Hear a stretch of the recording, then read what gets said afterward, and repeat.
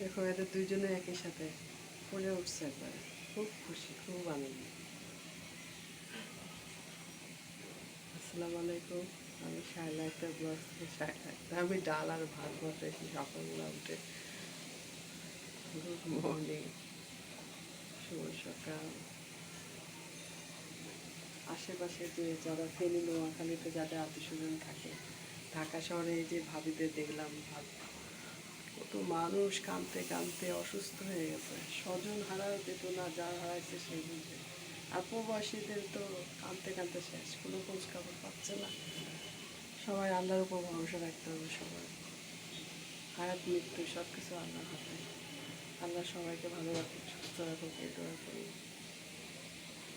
ঢাকায় যারা থাকে তারাও মানে কোনো খবর না পেয়ে আসলে অস্থির, কান্নাকাটি, অসুস্থই তো হয়ে গেছে, কাঁদতে কাঁদতে অসুস্থ হয়ে গেছে সব। রহমতের মালিক আল্লাহ, আল্লাহ সব কিছু ঠিক করে দেবে।